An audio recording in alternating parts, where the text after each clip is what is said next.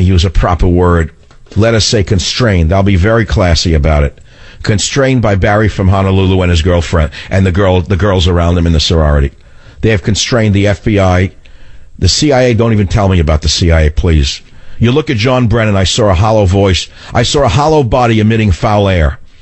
As John Brennan spoke, I saw a hollow body emitting foul air from between his teeth. I saw nothing coming out of his mouth that gave me any sense of security. The FBI gives me a sense of security, but he's been marginalized by the Islamists inside the government, or the Islamic fellow travelers. Let's be more specific. How does the FBI director keep his job when he's being so clear in what's going on? He said they have 1,000 investigations in America right now. We know that they're not about Irish grandmothers in wheelchairs. They're not looking into Irish grandmothers who might be terrorists, are they? So that means 1,000 jihadists, that means 1,000 Muslims are being looked at in the United States of America as we speak. Why not preemptively arrest them? I don't understand it. What are you looking at them for? What are you looking so long? They were looking at them in France, too. Wasn't Obama looking at the Sarnoff brothers in Boston? Weren't they under surveillance? Then they set the pressure cooker off in Boston. Why weren't they arrested in advance? Why? Because of the cockamamie psychotic liberal lawyers who have the most twisted suicidal values you could ever imagine under the guise of freedom.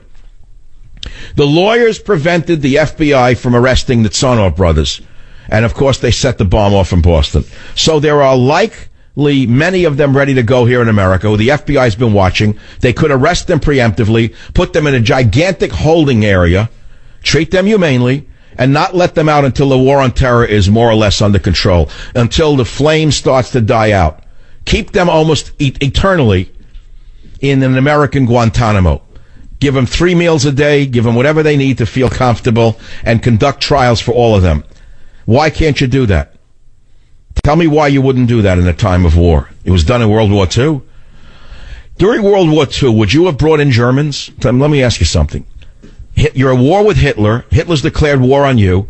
And what? You say, you're going to bring in Germans because they're fleeing Hitler. You say, but wait a minute. Hold on now. How many of them might be fellow travelers and Nazis? Oh, don't worry. We're going to screen Hans. We have very strict screening processes to determine whether Hans is a good German or a bad German. Well, what are those screening processes? We can't disclose them. It's a matter of national security. But don't you worry.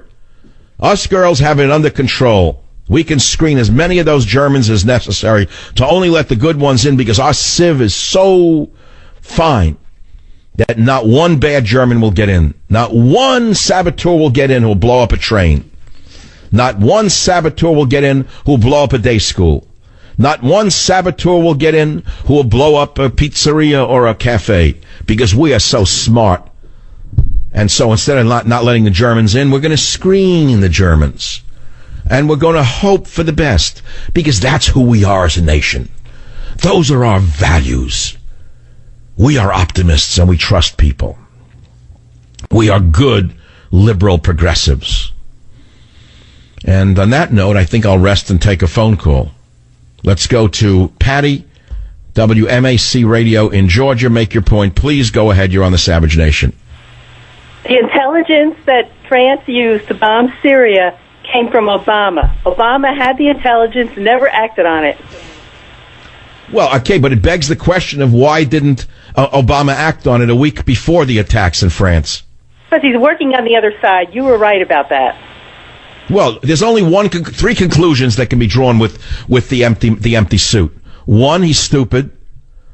Two, he is a progressive liberal who actually believes in what he says, which makes him stupid. Or three, he's working with them, which makes him even more stupid.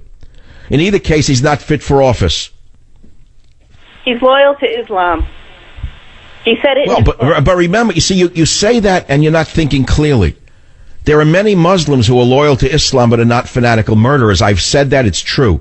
Not every Muslim is a terrorist. But it's also true that almost all terrorists are Muslims. That's a statement that was made by a Muslim himself right after 9/11. Did you know that? He said, not all Muslims are terrorists, but unfortunately almost all acts of terror are conducted by Muslims. It was written by a Muslim. Do you know that? Okay, I stand corrected. No, I'm not trying to correct you. But I'm sending you a Thanksgiving gift. It's all in my book. If you name it, you gain it. What's the name of my book?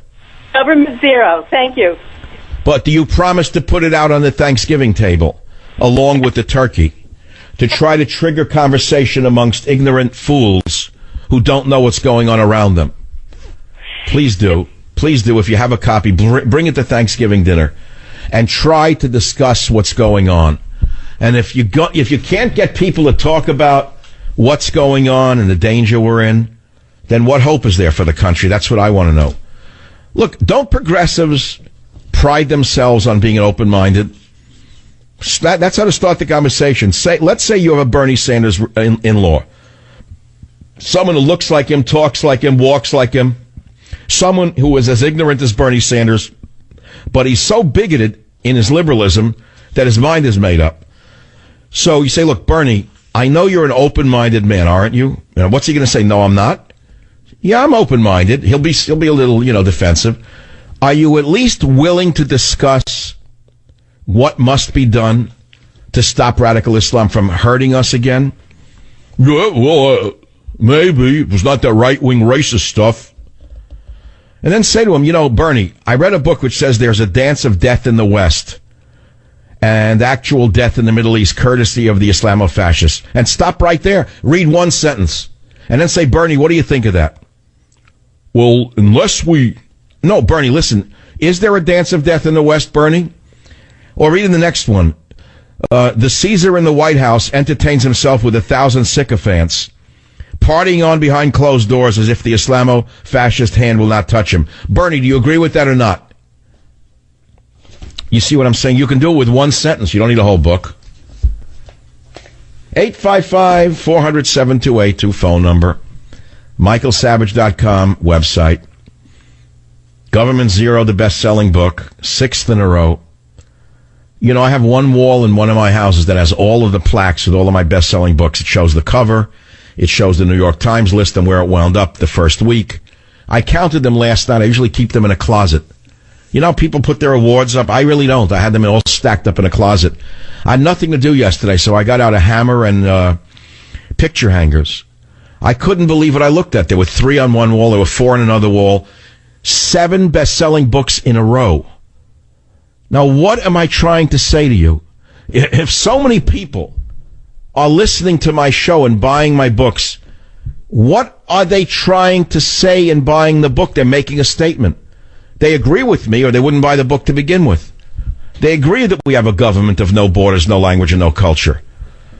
So what is it that the book is going to do to change things? There's only one thing I can say.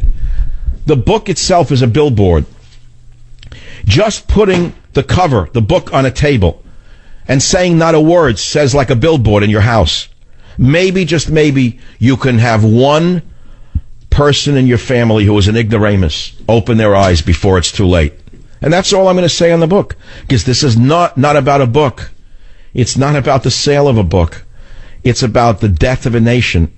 It's about trying to save a nation. It's about trying to warn people before it's absolutely too late. And the one thing we must do is stop the importation of Muslim refugees. Yes, we must have a religious litmus test to our compassion. Obama is, again, 100% wrong. He is 100% wrong. Anyone with common sense knows that you don't bring in Muslims from war-torn Syria at a time like this, because you know and I know there's no way to vet them. None whatsoever.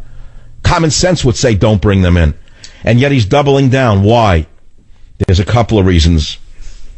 Voters and the money that the Catholic charities wants, Lutheran charities want, the Jewish charities want. You get the picture? I think it was Karl Marx who wrote that when the last capitalist is hung, we will hang him with the rope that he manufactured. That's sort of what comes to mind.